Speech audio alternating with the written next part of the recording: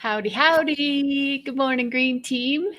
So nice to see you again today. And I'm really excited because this morning, well, it's at least morning our time. I'm not sure if it is where you are. So welcome, everybody. Please hop into the chat. Let us know where you're joining from, all that good stuff. And I'm here with Jasmin Barco, and Jasmin is going to be talking about 2A, which is a Denver climate action initiative that's on the ballot right now. I dropped off my ballot 2 days ago, I guess. It was so exciting to get that done. And so whether or not you're in Denver, if you're not in Denver, I think that you're still going to really benefit from hanging out with us because a big thing that happens is those of us who care about this are pushing our cities, take action. And a lot of times the word comes back, yeah, well, we'd love to, but we can't fund it. And so this is a strategy to actually fund all the climate action that we want to see happen, or at least have it be a start. So with that, I just want to say hi, Jasmin. Welcome. Hello, hi. I just heard from Sebastian. He is on his way as well. So he'll be joining us sometime in the near future. But yeah, hi everyone. My name is Jasmin Barco. I was on the Climate Action Task Force as the waste expert. So for those who don't know, the task force was made up of 26 different Denver residents and stakeholders, being they're all experts from like solar to oil and gas, from conservation to real estate, from youth to BIPOC communities. And the work of the task force really had an equity lens. Hey. And so, hi, Sebastian. Welcome. Hold on, I'm not getting I just introduced myself. Yeah, if you want to introduce yourself too as a class member. Hi, Sebastian. Welcome. We're just getting started. So Jasmin was just talking about her role on the task force as the waste expert. And so welcome, and thanks so much for being part of this. But do you want to introduce yourself real quick before we get started? Yeah, of course. Well, first of all, thank you so much for having me. My name is Sebastian Andrews. I was also a member of the 2020 Denver Climate Action Task Force. I kind of bounced around, so I didn't really have one niche like Jasmin did, but I was on there representing the Youth Sustainability Board, which is that's promoting a lot of the same environmental sustainability ideals and trying to make sustainability kind of an everyday norm in a very similar way to the task force. Awesome. All right, great. Well, that was a great intro.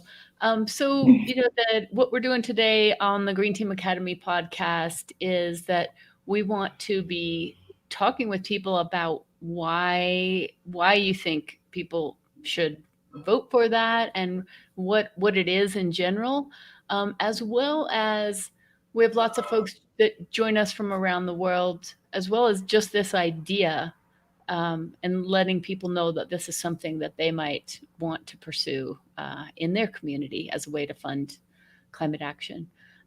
So do you want to do slides, or do you want to just do kind of a discussion? I was going to ask you about why, what was the impetus for this whole thing?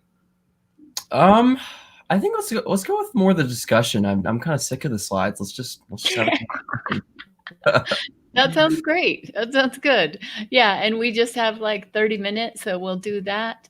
Yeah. So what would you say? What was the main reason that this whole climate action task force got started? Jasmin, follow up with my answer, please. But I think really the reason is that, the city was looking for a really concrete way to, establish, a very robust climate action plan. They knew this was a problem. There was outside pressure telling them that it was a massive problem, that there needed to be a solution. And one of those main groups was Resilient Denver, who basically teed up the whole task force process in exchange for dropping in energy tax back in 2019.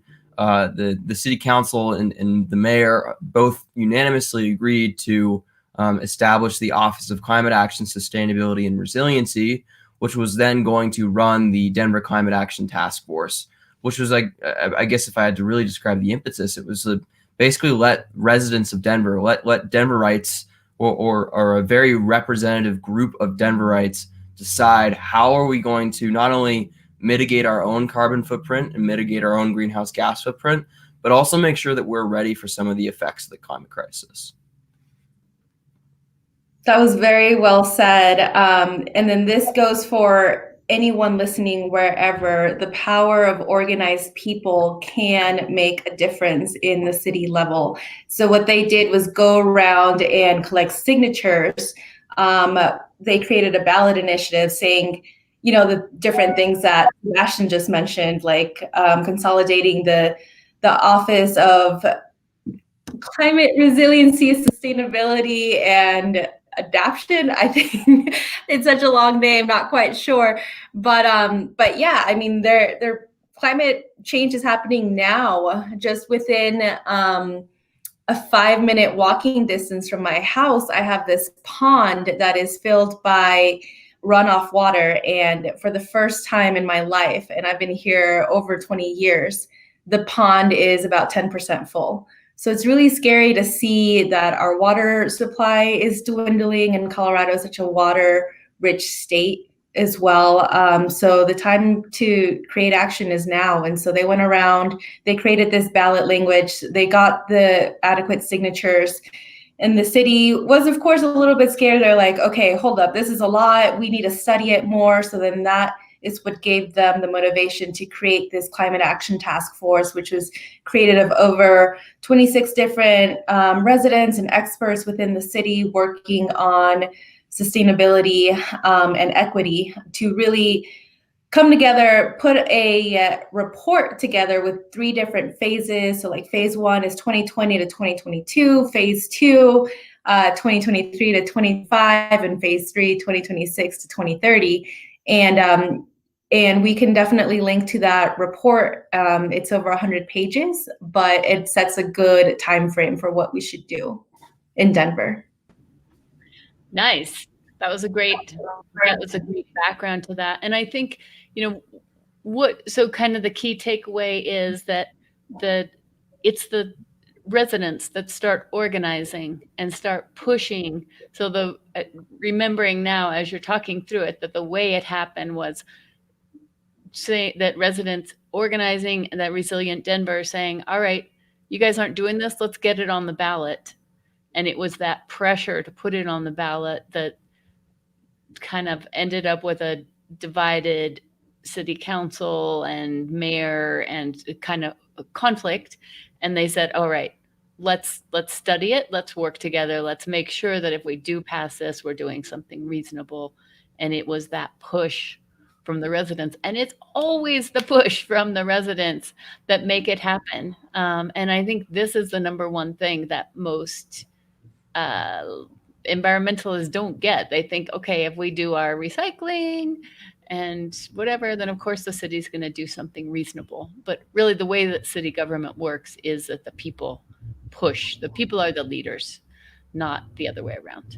All right. So we've got the stakeholder group is going, and then this big report comes out. And so now the ballot is this initiative is on the ballot. And so, Sebastian, do you want to start by telling us what exactly are people voting for, and how did that, what kind of money would that generate? What kind of impact would that have to individual voters as a starting point?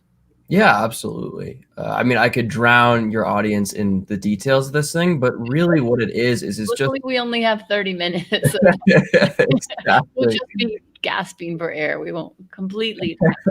If I had to go, summarize it really succinctly, I'd say really what 2A, the Proposition 2A, the measure that's on the ballot does is it allows the task force solutions to come to life. And it also allows all the solutions that the task force outlined to be carried about equitably and made sure that basically all the solutions are available to all segments of the Denver population. So really what the funding does, we have a lot of tools that we realize are in our policy toolbox per se to get where we need to be on greenhouse gas emissions reductions. But really what the funding does is it allows us to subsidize and incentivize a lot of those specific solutions, services, and programs and target them towards some of our more under-resourced communities in Denver. And so making sure that everyone can be a part of the solution. It actually, not just, I would say, especially those communities who have been, historically most impacted by both climate change and kind of the extreme weather events and the pollution that come along with it, as well as the man-made pollution in the ground level ozone that we have in the city. And so, again, like I said, so much of the task force report is just, again, making sure we can get to the footprint where we need to be as a city, and making sure we have that responsibility as a city, but also making sure that all of us are ready for what's to come. I mean, that's pretty cool, because I think all of those of us working in the environmental field for a long time have known that it's environmental injustice that we're seeing, that is the root of it. And so it's been really interesting to see the racial awakening at the same time. That is another way to shine a light on what's been going on, because obviously the big corporations that are making money from pollution in communities of color and in lower income communities, that's the root of a lot of the stuff that we're talking about. And so it's really good to see that this climate action plan would be focusing on some of those. And to be honest, Denver has had a very mixed relationship with that. Just at the Sustainable Denver Summit, where they were, really highlighting Indigenous voices, youth voices, and also they had Suncor Refinery as one of their sponsors. And so, they've had a rough go of sorting it out. And so I think this extra pressure is really important. How about you, Jazz? What did you want to add something as far as what about the actual dollar impact of how much money would this raise, and how would it actually feel to a voter? Yeah. So it's a 0.25% sales tax increase. So if you bought something for $10, that would be 2 cents, 2.5 cents. And it actually doesn't apply to food, fuel, water, medical, or hygiene products. And so, yeah. Previously, 0.25% sales tax increases have brought in around $40 million. Of course, that number is always fluctuating because we don't, given COVID, we don't know how many people are coming to Denver to visit and spend money and just travel around, or so it might not be 40 million, but we're not sure. What is really cool about this, though, is that 50% will go to those underserved communities that are most affected by climate change. So in a perfect world, or in a world where we were last year, that would be $20 million. Wow, that's really huge. And so what does that look like as far as the actual office of climate action, sustainability, and resilience? Just rolls right off the tongue. But yeah, what does that look like as far as the office itself, as far as number of people they would be including there? So I think their current staff number is up to 9 now. And so that actually, 2A won't fund that office. That office is already being funded through the Mayor's General Fund. That was an agreement that came out of 2019 when the office was actually established. But, I think one really important thing to note about the office is just as it began with a resident-led, resident public input process, it's going to continue to remain that way.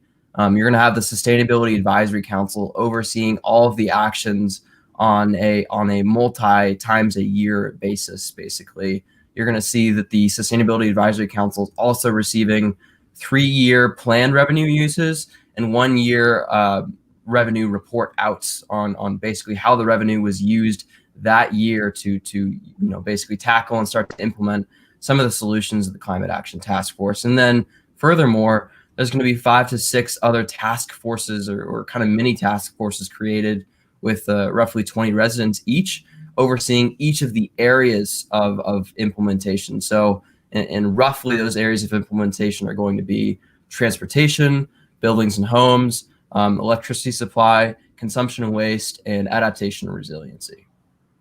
Cool. So exciting. Yeah, I mean, because, my initial foray into a lot of this, I grew up in Denver. My first poem that I published was about air pollution when I was 10. And Sebastian, what school did you go to? I just graduated from Denver School of the Arts. Denver School of the Arts. Okay, I went to East High School. And, there's no way in heck I ever thought that taking care of the environment was not going to make it to being a priority. I just turned 60 yesterday, and it's like, what the heck just happened in the last 40 years that it still didn't manage to be a priority? So this is really important stuff. And I had a question about that, but I just lost it. So you're saying, so I was going to ask you, Sebastian, as far as being somebody that has just graduated, what would you recommend for other youth that I think a lot of the messaging around getting involved is participating in a climate strike, signing petitions, and that from my experience, that the whole work together as a small group in your community, make things happen. That's what the book Climate Action Challenge is about. That's what the 2020 International Climate Action Challenge is about. And we see people doing, I was just telling Jasmin before we got started, one of our guys in Uganda Kenya just posted, oh, I planted 7,000 trees last week. Like last week. And I said, where did you get the trees? And he goes, we grew them. And I said, how did you grow them? And he said, we grew them from seeds. And we're going to plant 5,000 next week because his goal is 1 million. But, that is the thing, is that when people get involved, they're empowered to actually make change. So what would be your message to the youth that are just kind of frustrated, and rightly so, because we've created a really tricky situation for people going forward. But what would be your suggestion to people, whether they're in Denver or anywhere in the world? Sure. I mean, as a youth, I think, or as someone who's my generation or even younger, or slightly older too, I think the biggest thing to remember is that I walked into the task force, which was, basically a room full of 25 other bigwigs in Denver sustainability, and also, various and also contentious areas of basically Denver's economy and Denver's various communities. I mean, you basically had oil and gas. You also had environmental conservation. You had real estate. You had small business, also youth and BIPOC representatives on the task force. So really what I'd say is, of course I was intimidated in that first meeting. I walked in with total sweaty palms, but I came out of it knowing that, I felt like a leader. I felt like, people listened, especially because they knew that I was going to be on this earth longer than anyone on the task force. That is to say, in another way, that I was the youngest one on the task force. And so what I'd say is really that don't ever limit yourself because of your age. It doesn't mean you can't go sit at a table and design policy for where you live and beyond. It doesn't mean you can't go talk to policymakers who who are making those decisions, and influence them, and tell them what you want, and tell them what you think is going to be effective, and fight hard. And also, before getting that table, fight hard to get to the table first. Fight hard to get to the table where you are able to make those decisions, where you are able to have the ear of the policymakers who are making the decisions. Because at this point, with the climate crisis on the horizon, you have the right to talk to anyone older than you. Like, this is an issue that directly affects you, and like an issue that they should listen to you about. Yeah, that's a really good point. It's maybe you have a right and maybe even a responsibility. I mean, I think that's what we're learning when you engage with city government, is that they have to get input to direct their policies. And if we don't step up and make that happen, then they don't know. Exactly. So that's pretty cool. Well, and also the fact that you were selected, because it was not everybody got on. I didn't get on. They didn't choose me. But, it was also based on your previous efforts of being an organizer in your own school, and doing what you can where you are lays that reputation Exactly. forward. Okay, cool. Thank you for saying that. And Jasmin, I was thinking, did you want to share a little bit about what this looks like in some of the communities of color? We were talking earlier about what an organization like Groundwork is doing, or because that seems like a really good example of how to really engage and make the benefits happen where people that have been underserved are living. So 2 years ago, ballot 2A was passed. Funny enough, it had the same name, but that was also a 0.25% sales tax increase that went directly to Denver Parks and Rec. So they're getting around $40 million. They also have 5 buckets of where they should spend this money. And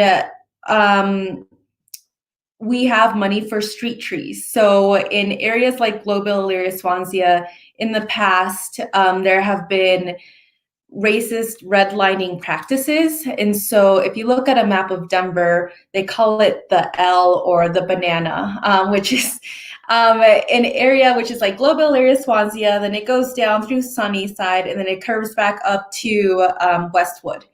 And that area is significantly hotter than all of the other areas in Denver, because all of the other areas have had the money and the resources to be able to plant trees.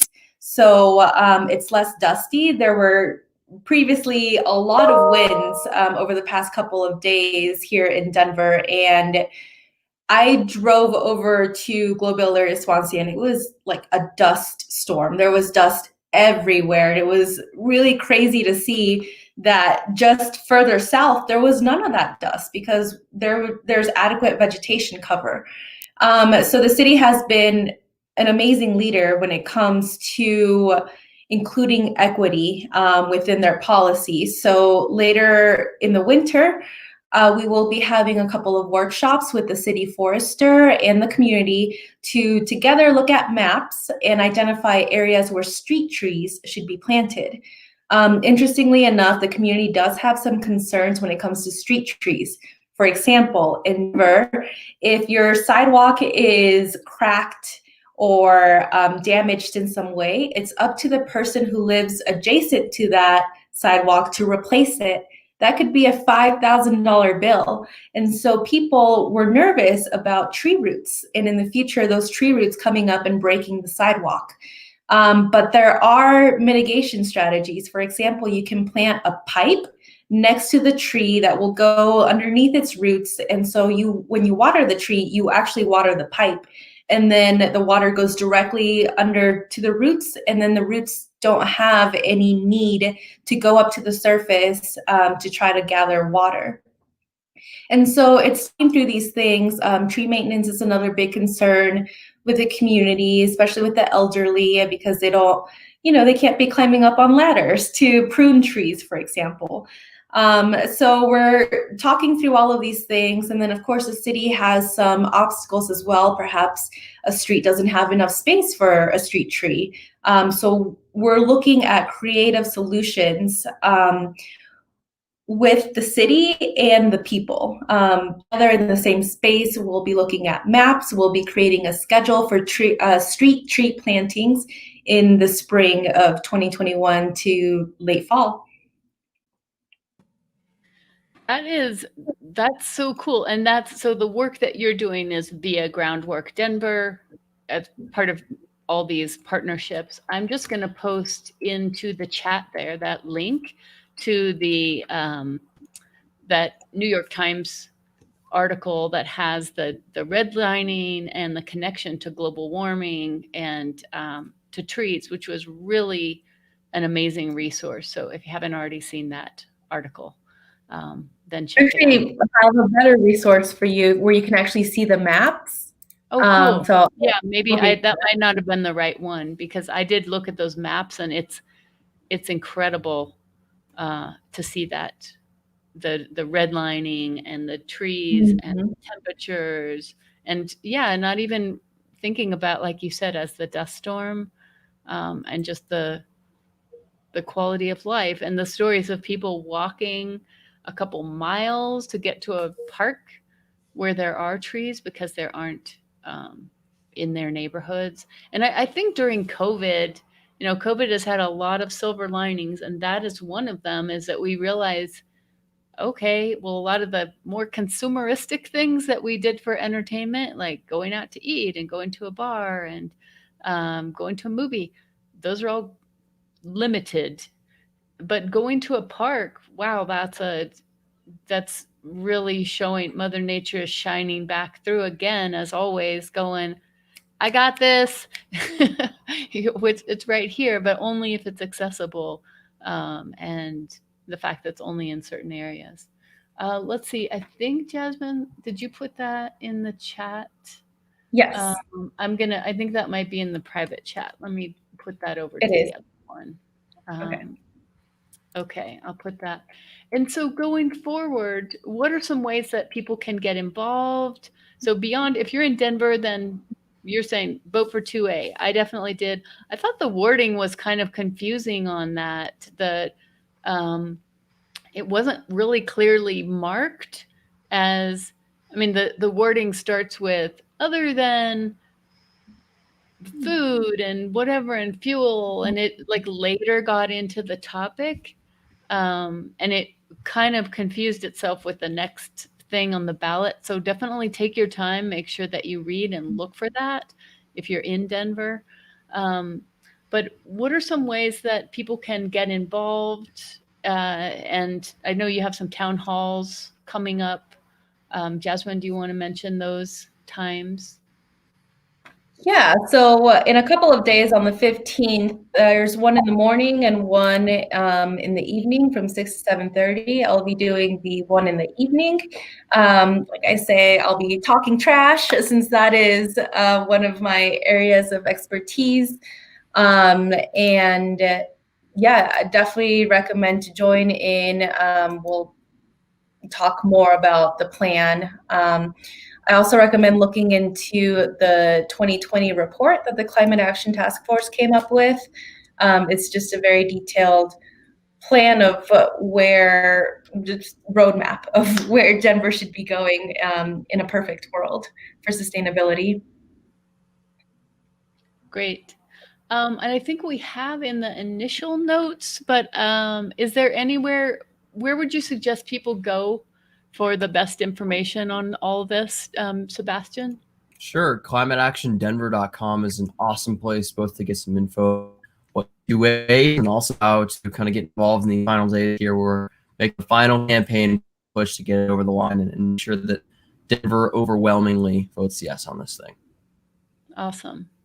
All right. Okay, well, thank you both so much for joining us. And I'm really excited about this because, my personal experience has been starting a green team in Denver. Well, first growing up in Denver and then coming back, and my mom was in the same house for 50 years and people are still planting still have their big, huge lawns in, even though our population's growing. They've been urged to do different things. But then when we started a green team, the people got together, made a difference. And I know the Sustainable Neighborhood Program is awesome, but has been at capacity not adding more folks. And that's part of what the impetus for the Climate Action Challenge was, giving people structure to figure out how to get together and take action in 90 days. So I would definitely recommend that you head over to climateactionchallenge.net.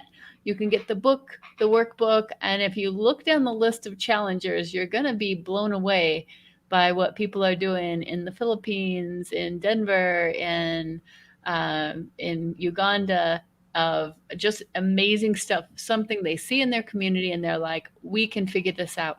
We've got 2 young women in the Philippines are like, why don't we start 50 community gardens for families that were just recently displaced? And they're just doing it. And so this really is a good segue, and they're using that structure to do it. And so I think the Climate Action Challenge is something that every city can use as a way to mentor and mobilize teams. And so this is there's a lot of overlap here. So happy to be seeing all the great work that you guys did and all the exciting meetings that you endured with the stakeholders group. that says something right there to your commitment. So any other last little notes that we should sign off on as we're heading out here? I don't think so. I loved your last note of just doing it. That's truly the only thing you can do. And it starts, all the change that we're talking about, it starts right where you live. That's why, we did this right here in Denver. Yeah, exactly. And it feels better. It feels a lot better to do stuff than it does to just worry about it. How about you, Jazz? Any parting thoughts? Just keep in mind the power of organized people. That came to be because a group of people put together some ballot language and got the appropriate amount of signatures, and just collaboration with the city, finding that middle road of, okay, maybe instead of putting a ballot, let's start to study this and convene a group of people, and let's have a rapport, and let's have the people vote on ballot 2A. Yeah, and I think that your efforts ripple, like Susan said in the comments, said, good luck Denver 2A. Susan is in Fountain, Colorado. As part of this challenge, she's starting something called Fountain Together. And, so this idea that you got going here is a model that others might be able to then pick up and go, oh, this is how Denver is funding it. Maybe we could try that as well. So thanks so much for your service, doing all the cool things that you're doing. And remember, everybody, the time for action is now, because there is no planet B. Have a beautiful day. And we have a Patreon account now. So if you want to support the podcast at $5 a month for this amazing content, which, where else are you going to hear about this 2A? I think it's pretty rare to get this kind of inside look. So patreon.com/Green Team Academy, you can become a member and get a shout out on the podcast. All right. Thanks, everybody. Have a great day. Thanks, Jasmin and Sebastian. Thank you, Joan. You bet. Thank Bye. you.